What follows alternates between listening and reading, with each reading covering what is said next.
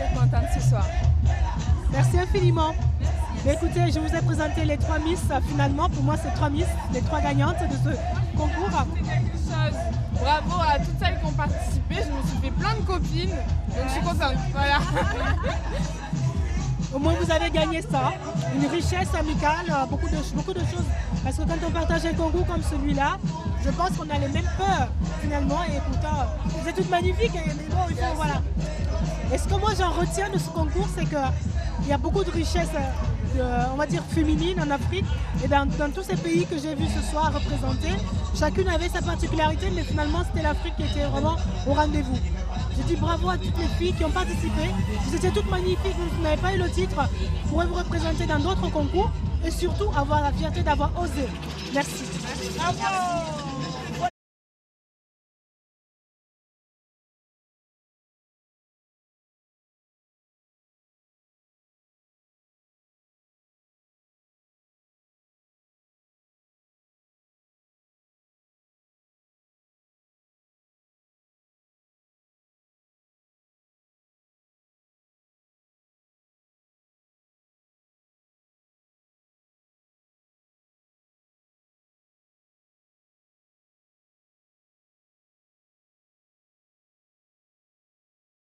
Festival Afrique à Toulouse, 6e édition. Ça y est, on va dire c'est le clap de fin, mais pas tout à fait, car j'ai encore plein de choses à vous montrer, notamment vous présenter l'invité d'honneur de ce festival, Mariette Diko, et aussi la créatrice de mode. C'est elle qui a habillé toutes les Miss que vous avez admirées, c'est elle qui a sublimé Momenta ce soir, qui a été élue Miss Afrique Midi-Pyrénées. Je vais vous présenter tout simplement Madame Mariette Diko, qui nous vient de Paris, à Évry, et qui est une créatrice internationale du Mali, et qui a sublimé les Miss Afrique ce soir au Hall 8. Comment ça va? Parce que ça a été beaucoup de travail. Je t'ai vu en coulisses, mais je n'ose même pas imaginer comment tu as été concentrée du début à la fin, quoi. Bravo, mon mot que j'ai à dire, c'est bravo. Bravo. Oui, merci beaucoup. Mais écoutez, la fatigue, je ne la sens même pas, parce que le bonheur après que je lis sur les visages des filles, quand elles sont élues, c'est merveilleux. Et aussi le public, j'entendais les applaudissements dans les coulisses. Ça, c'est vraiment la plus belle récompense que je puisse obtenir de par mon travail qui n'est pas facile et qui est non seulement très coûteux, mais aussi qui demande beaucoup de créativité, beaucoup de passion. Et les belles filles ont su porter mes vêtements. Je suis ravie de vous avoir avec moi aujourd'hui pour magnifier ces beautés sublimes. C'est vrai qu'elles ont été magnifiées. Est-ce qu'il y avait un thème que tu as appliqué pour cette collection qui a été présentée est-ce qu'il y avait un thème spécial ou c'est tout simplement du tradition mode africaine? Oui, c'est du tradition mode africaine dans un style purement européen. Vous avez très bien vu que c'est vraiment un mariage des cultures, c'est-à-dire des tissus africains avec des modèles européens. Ça, c'est mon style moderne. C'était vraiment admiré. Mariette Diko, je vous admiré. Mais même quand j'ai présenté 2 fois le pagne, vous vous êtes rendu compte, mais c'était les pagnes avec des traînes. Donc des bustiers avec des pagnes, j'en ai présenté 2, un en bazin orange avec le top coloré en wax et l'autre c'était vraiment du wax avec un peu de broderie anglaise sur le bustier. C'était fabuleux. Donc vraiment c'est le style Mariette Diko, le style tradition mode africaine. Tradition mode africaine, c'est vrai qu'aujourd'hui on n'a pas eu droit au grand boubou parce que ça fait aussi partie du style Mariette Diko. Et par contre à la fin, oui, vous pouvez saluer le public en folie. J'ai trouvé ça génial, vraiment. C'était un très beau rappel. Mais bien sûr, parce que mes origines, les traditions maliennes, les boubous c'est moi, ça. J'adore le boubou. Et j'aime les porter, je sais les porter. Donc en fait, je pense qu'une belle femme, une femme élégante, doit savoir tout porter. C'est pourquoi j'aime tout porter moi et j'aime tout faire porter dans mes défilés par les Miss, mais par les mannequins en général. Mais les défilés Miss, nous sommes obligés de faire avec le savoir-faire la créativité africaine par le tradit moderne, le mariage des genres, le mariage des styles, la conjugaison Afrique-Europe. Absolument, parce que ce sont ces deux cultures admirées, comment elle est magnifique.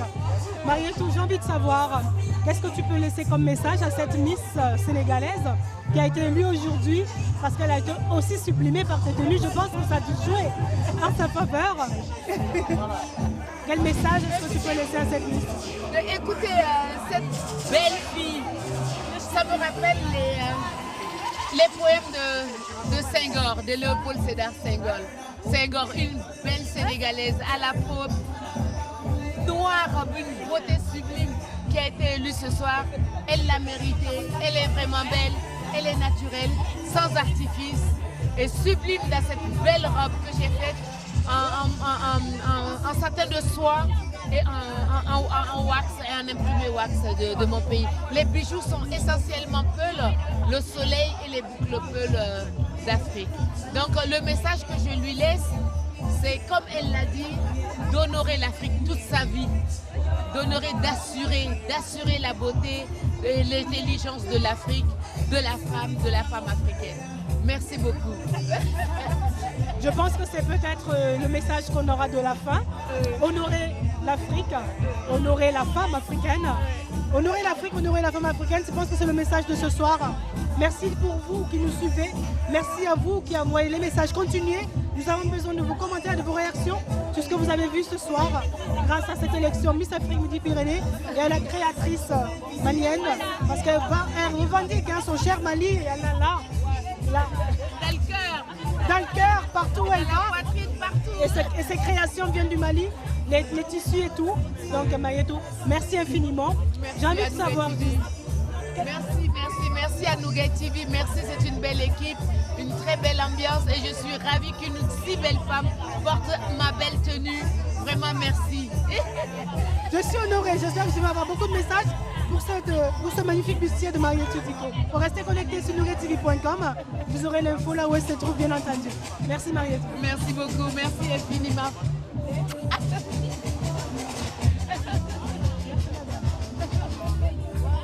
Et bon règne. Allez, merci.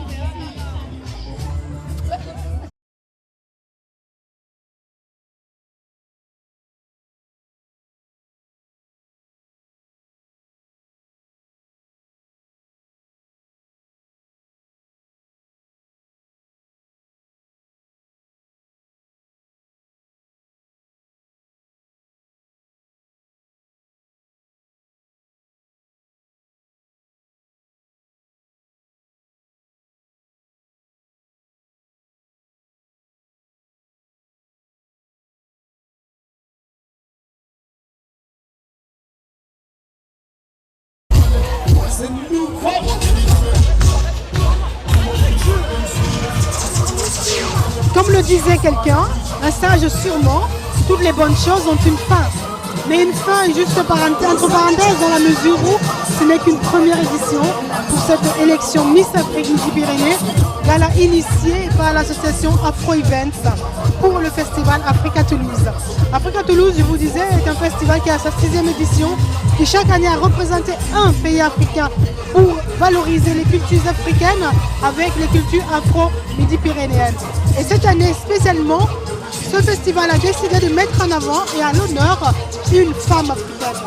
C'est pour cette raison qu'il y a eu cette élection de Miss Afrique. 14 pays ont été représentés. Vous avez assisté à tout ce qu'on a vu au spot, aux Miss qui se sont présentées, aux Miss qui ont défilé devant vous, dans les magnifiques créations de Marietou Diko. Et bien entendu, maintenant nous avons notre Miss Afrique Midi-Pyrénées, la première du nom, qui est Mamanta du Sénégal. Le Sénégal aujourd'hui est à l'honneur, mais c'est vraiment toute l'Afrique qui est représentée. C'est vraiment toute l'Afrique que le Midi-Pyrénées a vu ce soir. C'est vraiment toute l'Afrique que la région toulousaine a vu et célébré ce soir. Donc nous ne pouvons que lui souhaiter bon vent à cette jeune fille qui va porter haut les couleurs de l'Afrique, tout simplement dans cette belle région toulousaine. À présent, j'ai envie de remercier toutes les personnes qui nous ont suivis pour ce projet, toutes les personnes qui ont participé de près ou de loin. Tout simplement, merci déjà au président de l'association Afro Events, Serge Lokanda, qui a de toute façon toujours de bonnes idées et qui a une bonne manière de mener à bien ses projets. Merci également à tous ces partenaires, Royal Hair Beauty, Tunisair, Yvon Voyage, BK Coiffure. Je ne pourrais pas tous les citer, de toute façon, on vous affiche les noms. Merci à eux, merci à tous les bénévoles, parce que vraiment sans les bénévoles, je sais qu'une association n'est rien. Ils ont vraiment assuré, vous avez vraiment assisté à un show exceptionnel. Merci aussi à l'invité d'honneur Mariette Dupont. Sans elle, bien sûr, Dominik n'aurait pas eu des tenues magnifiques comme vous l'avez remarqué.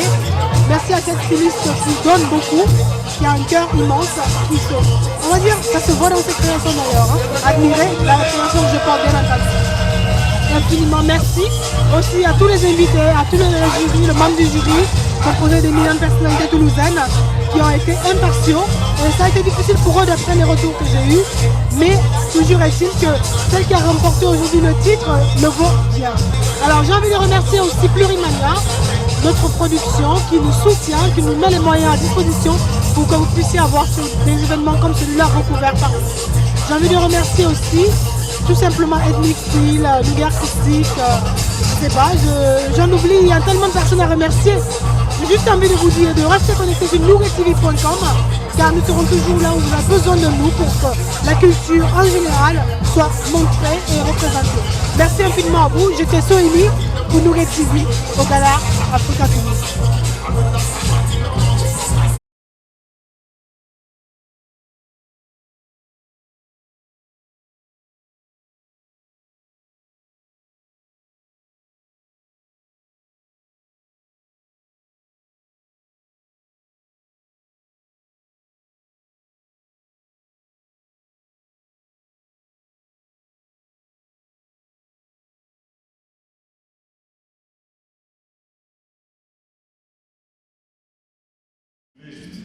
En 2 minutes, vous dire qu'aujourd'hui, en tant que membre d'Afro-Event, il y a une chose qui nous a touché l'an dernier, quand Mandela est décédé, c'est que nous avons eu le modeste honneur d'être parmi les acteurs culturels de la ville qui ont été sollicités par les médias locaux pour intervenir et témoigner sur Mandela. Alors, pour la petite histoire, il y a Télé Toulouse qui est venu à nos locaux et qui nous a interviewés. Comme ils ont interviewé M. Kader Arif, notre ancien élu en charge des relations internationales, comme ils ont interviewé aussi le groupe Zelda, qui est un de nos acteurs culturels locaux majeurs. Et puis à côté, il y avait Afro-Event, qui apparemment fait partie aujourd'hui des acteurs culturels qui, lorsqu'il s'agit d'Afrique en Midi-Pyrénées, ont leur mot à dire. Donc nous avons passé notre petit message, qui était en gros le suivant. Comment nous percevons Mandela aujourd'hui, en tant qu'enfant d'ici, mais originaire de là-bas, c'est que c'est quelqu'un qui, au-delà de son rang de chef d'État, a porté plusieurs combats, mais a surtout été un symbole de quelque chose qui est essentiel, je pense, surtout en temps de crise comme aujourd'hui, c'est la réconciliation, quelles que soient les tensions. Et aujourd'hui, Dieu sait que nous en avons pas mal dans notre société, parce que c'est historiquement la vérité, c'est-à-dire que chaque fois que ça devient très difficile, il y a des choses qui remontent. On parle de communautarisme, on parle de tensions intercommunautaires, etc., de montée du racisme. Et je pense que quand ce genre de moment nous est amené à vivre, nous devons essayer de nous rappeler de symboles comme Mandela, qui, au-delà de tout ce qu'il a pu endurer, endosser, vivre et traverser sur ce parcours, a quand même pris sur lui que l'intérêt pour son peuple, déchiré par tant d'antagonisme, était vraiment le pardon, la réconciliation et le vivre ensemble. Et ce que moi j'aimerais juste dire ici, avant de passer la parole surtout à nos invités, c'est que peut-être que d'ici on ne le perçoit pas comme ça. Il y a un concept qu'on trouve un peu exotique quand on l'évoque d'ici en Occident, c'est l'arbre à palabres. Vous connaissez tous cette expression, on le voit en disant oui, les Africains, en Afrique on aime bien s'asseoir autour de l'arbre à palabres et parler pendant des heures et des heures, c'est surtout les hommes qui le feraient d'ailleurs. Mais en réalité, si vous regardez ce dans quoi Mandela, en tant que chef princier de sa tribu, est allé puiser pour avoir cette force quasi surhumaine, de prendre sur lui, malgré tout ce qu'il a vécu, de pardonner et de convoquer son peuple pour vivre ensemble, vous vous rendrez compte qu'en réalité, il a puisé dans ce concept d'arbre à palabre. C'est quoi l'arbre à palabre? En 2 mots, c'est il y a un conflit dans la famille, dans le clan, dans la tribu. Quelle que soit la violence, l'intensité du conflit, on a un endroit, ça s'appelle arbre à palabre en Afrique de l'Ouest. En Afrique centrale, d'où je suis originaire, ça s'appelle le corps de garde. On s'assoit dans cet endroit et on discute. Ça peut prendre 1 heure, 1 jour, 1 mois, mais on parle. On parle, on discute, on échange. La parole doit libérer, la parole doit expurger, jusqu'à ce que tout le poison de la rancœur soit sorti. Et une fois que ça c'est fait, on se regarde dans les yeux, on se pardonne, on se réconcilie et on vit ensemble. Et quand vous regardez en réalité ce que Mandela a fait à travers la commission Vérité et Réconciliation, imaginez-vous la violence du système d'apartheid et arriver à mettre en face des personnes qui, dans un contexte, ont torturé et des personnes qui ont été des victimes, torture mais aussi mort. Vous imaginez une maman qui vient parler au bourreau de son fils? Mais Mandela leur a dit, nous avons une seule terre et une seule nation. Nous sommes condamnés à vivre ensemble. Soit nous nous entretuons, soit nous mettons en pratique notre culture profonde, ancestrale de l'arbre à palabre. Nous nous pardonnons, les larmes couleront par torrent s'il le faut, mais nous vivrons ensemble. Et voilà ce que Mandela a fait en fait. Il a conjugué culturellement ce qu'on appelle en Afrique ancestrale l'arbre à palabre, et c'est grâce à ça, et parce qu'il a été formé comme ça en tant que prince et chef de tribu, c'est grâce à ça qu'il a réussi à faire que l'Afrique du Sud n'implose pas en conflit interethnique, mais plutôt s'en sort par le haut. Bien sûr, il n'a pas de résolu. Ce n'était pas un saint. Aujourd'hui, il y a encore énormément de problèmes, mais je pense qu'il a évité le pire à travers ce qu'il a fait. Et ça, au moins, on peut le reconnaître aujourd'hui. Essayer de relativiser quand nous sommes tentés peut-être de dériver ou de nous haïr entre nous, parce que, quoi qu'il en soit, nous avons beaucoup de chance et de privilèges de vivre ici. Et je pense que ça, c'est le côté héritage, mémoire. Et l'héritage, je pense que si nous arrivons chacun individuellement, ne serait-ce qu'à faire, je ne vais pas donner de chiffres, 2, 3, 5%, 10% de ça, ça améliorera petit à petit notre quotidien, parce que comme vous le savez, ce qui améliore le quotidien de chacun d'entre nous, ce ne sont pas les grands actes héroïques, ce sont des comportements individuels. Voilà. Donc c'était vraiment juste ça, le témoignage de l'acteur associatif et culturel que je suis. Je vais vous remercier de votre écoute et puis passer la parole à mon grand frère Pierre.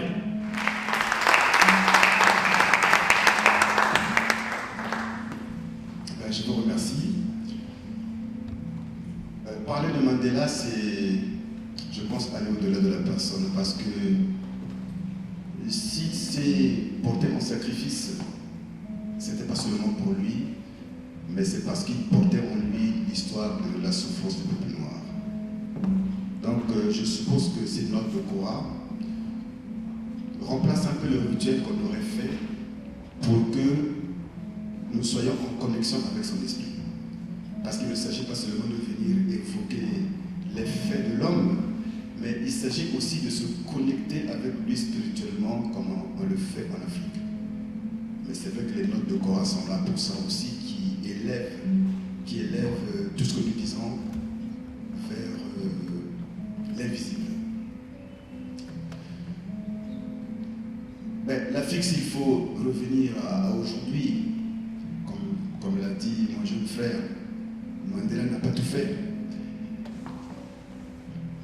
Un homme politique, M. Jean-Marie Le Pen, a dit « Oh, pour les Africains, M. Ebola va s'en charger ». Il y a eu, il n'y a pas longtemps, le génocide rwandais, mais avant le génocide Tutsi, il y a eu des génocides aussi au niveau des 2 millions de Congolais. Il y a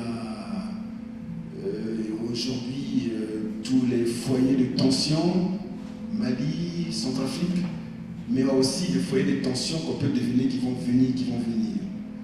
Donc, quand nous pensons à Mandela, pensez à ces combats-là pour que nous soyons tous acteurs. Moi, je vais humaniser l'homme en essayant de voir la controverse qu'il y a eu aussi en Afrique du Sud à propos de Mandela, qui lui, ou beaucoup de Sud-Africains finalement lui ont reproché de n'avoir pas assez fait.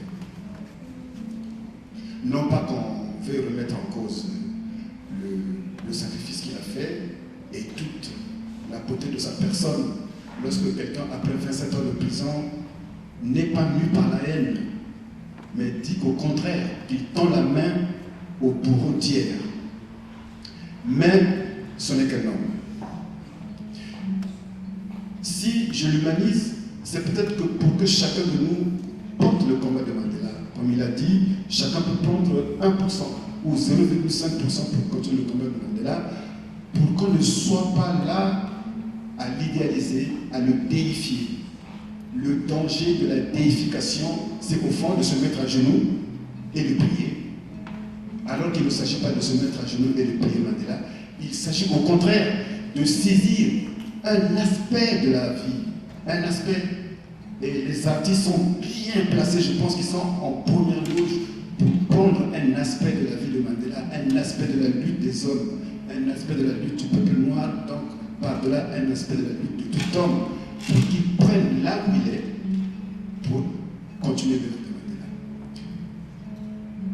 Il y a eu un géostratège africain qui a dit que quand Obama s'est retrouvé en Afrique du Sud et qu'il a voulu rencontrer un Mandela qui était alité, il a osé dire qu'en fait Mandela a fait le malade pour ne pas rencontrer Obama. Parce que Obama, c'est qui? Obama, c'est celui qui a contribué à l'assassinat de Kadhafi. Et Kadhafi, qui est Kadhafi, au-delà de ce qu'on peut dire, Kadhafi, c'est celui qui a aidé l'ANC à lutter. Que si Mandela, si l'ANC a réussi le combat, c'est aussi grâce à l'aide financière de Kadhafi. Kadhafi, c'est celui aussi qui a eu l'idée de faire une monnaie africaine.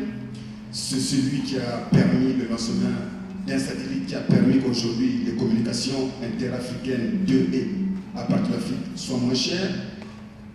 Donc, Mandela voyait un autre Kadhafi. Et quand Mandela est sorti, c'est lui qui est allé à l'ONU dire qu'on doit lever l'embargo aérien qui est sur la Libye.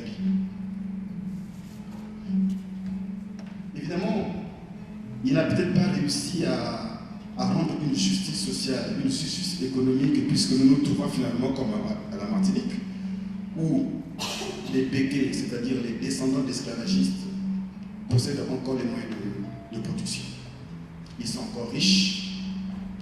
Et donc nous nous trouvons aujourd'hui avec pratiquement un statu quo, c'est-à-dire qu'il n'y a pas eu d'expropriation, c'est-à-dire que ceux qui ont les manettes de l'économie continuent à les avoir. Samora Machel disait, Samora Machel c'est un contemporain de Mandela en Mozambique, il disait ceci, que dans le combat qu'il menait aussi contre l'apartheid chez lui, il disait à ses amis, à son entourage, faites attention, quand le blanc commencera à me rendre hommage, ça signifie que je vous aurai trahi, ne me confiez plus rien. Effectivement, aujourd'hui nous constatons que les ennemis d'hier, les bourreaux d'hier, ceux qui ont le Congrès américain a mis Mandela et Walter Sisulu et les autres comme étant des terroristes. Et je pense que c'est 4 ans après sa sortie qu'on a, aux 90 ans de Mandela, que le Congrès américain a dit bon ben, on va les enlever de les terroristes. Donc, aujourd'hui, qu'est-ce que moi je constate personnellement? Moi, j'étais jeune étudiant ici, j'ai marché ici pour la libération de Mandela. Qu'est-ce qu'on constate? C'est que les ennemis d'hier lui rendent hommage. Donc là, je dis attention. Attention à cet hommage, parce que pendant ce temps, les injustices continuent. Pendant ce temps, l'économie est ouverte. Ça signifie que nous devons faire attention nous devons revenir sur les crimes de l'apartheid. Il faut continuer surtout à en parler. Donc ne pas nous focaliser sur la déification de Mandela, mais continuer au contraire à dire voilà ce qui s'est passé. Qu'est-ce que Mandela n'a pas fait? Il a fait des concessions sur la bombe atomique. L'Afrique du Sud avait une bombe atomique. Les Noirs arrivant au pouvoir, cette bombe atomique a été démontée, elle est aux États-Unis. Il y a le véritable nom de l'Afrique du Sud qui est Azania. Et là aussi, il a hésité à imposer ce nom. Il y a aussi monsieur le président actuel qui a quelques phrases, il a plusieurs épouses, et on focalise sur ça. Donc, si je fais, ce n'est pas une critique que je fais, c'est juste je vais l'humaniser. Nous allons l'humaniser, comme il a su le dire, pour dire qu'il ne pouvait pas tout faire, pour que nous ne cédions pas à la tentation de la déification, pour que nous ne nous agenouillions pas pour prier Mandela, mais pour dire qu'au contraire, où est-ce qu'il a arrêté ce combat? Eh bien ce combat, nous devons le continuer. Voilà ce que j'avais à dire dans un premier temps. Merci pour vos applaudissements. Où l'idéal républicain peut être aujourd'hui l'enjeu de collusion entre ce qui est présenté comme les différentes communautés, les montées des extrêmes, mais encore plus, la réalité du monde qui est un monde où la violence devient de plus en plus forte et de plus en plus grande. Il a parlé de la crise en Centrafrique, il y a la crise au Mali, il y a eu et il y a encore aujourd'hui au Congo beaucoup d'actes que certains qualifieraient simplement de génocide. Sans rentrer dans des dimensions politiques, on n'a pas besoin d'être particulièrement éclairé pour remarquer que le monde va mal. Dans cette situation, mon interrogation se tournant vers Marietou serait d'avoir le regard d'une mère. Une mère pas en tant que femme simplement, une mère en tant qu'Afrique mère de l'humanité, en tant que continent qui s'est vu démantelé, exporté au-delà de ses frontières, au-delà des océans, et aujourd'hui sous d'autres formes par ce qu'on appelle l'immigration, qu'elle soit clandestine ou non, qu'elle soit liée à la fuite des cerveaux ou à la fuite des soins. Aujourd'hui, ce qui est certain, c'est que la personne de Mandela qui a traversé de part en part le centenaire qui est passé, nous laisse un héritage, et ce que j'aimerais vraiment, tournant vers Marietou, ce serait de nous dire comment dans la position de créateur de rêve que vous avez, que ce soit lui, que ce soit toi, en tant qu'aîné, l'héritage de Mandela a pu t'influencer de part, et qu'est-ce que tu penses qui pourrait être retenu autour de ce café de l'oralité, ce temps où on discute pour partager, échanger? Qu'est-ce qu'on pourrait retenir en fait de ça, selon toi? Merci infiniment. Être une mère, être une femme, pour Mandela, c'était être simplement la source de la vie.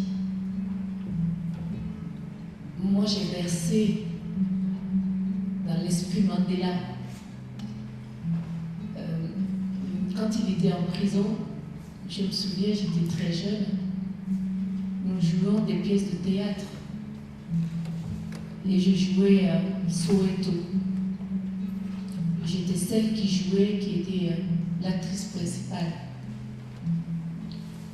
Et nous avons vécu au Mali, chez moi, dans ma tendre enfance, les chansons de la mère de la nation, Winnie, chantées par Myriam Makeba. Ces deux dames, qui sont des mères, qui ont été nos mères, qui resteront nos mères. Une mère n'est pas parfaite. Aucun amour n'est parfait. Winnie a lutté à côté de Nelson Mandela. Nous ne prenons pas toujours les bonnes décisions, mais nous sommes obligés d'agir. Elle a agi en tant que mère et femme. Et de l'autre côté, quand elle levait le poing, les les femmes africaines levaient le poing. Les mères, mes grand-mères levaient le poing. Et nous entendions Myriam Makeba chanter son Afrique du Sud. Le berceau de l'humanité. Elle était en exil. Beaucoup d'entre nous sommes à l'exil. Nous sommes souvent des immigrés en France, terre d'accueil, terre d'humanité, terre de partage. Un pays de culture, de grande culture, qui d'ailleurs sont en transition. Je passe à Afro Events, qui réunit les Toulousains et les Africains. Je pense que c'est cela, l'esprit Mandela, l'esprit des deux mères, Winnie et Myriam Makeba. L'esprit qui m'anime aujourd'hui par rapport à Nelson Mandela, vu que mon pays, le Mali, est en guerre, et que depuis 2 ans, moi-même, je n'ai pas pu y aller. Je me dis, l'être humain doit regarder ce qui se passe chez les autres de bien pour s'en inspirer. Et c'est valable pour le monde entier. Il y a toujours quelqu'un qui est un exemple sur cette terre. Au-delà des considérations religieuses, quand on est profondément croyant, il y a des êtres humains simples qui ne sont pas des saints, mais qui sont quelquefois plus que des saints. Et Mandela en fait partie. Et rendre hommage aujourd'hui à Mandela, c'est ma vision de femme qui me dit c'est l'enfant d'une femme, avant tout. Et c'est une mère qui a souffert, qui a eu un enfant qui est resté 27 ans en prison et qui a pardonné. Pour qu'un homme pardonne et ne mette pas le feu, c'est rare. En général, ce sont nous les femmes qui pardonnons. Donc, Mandela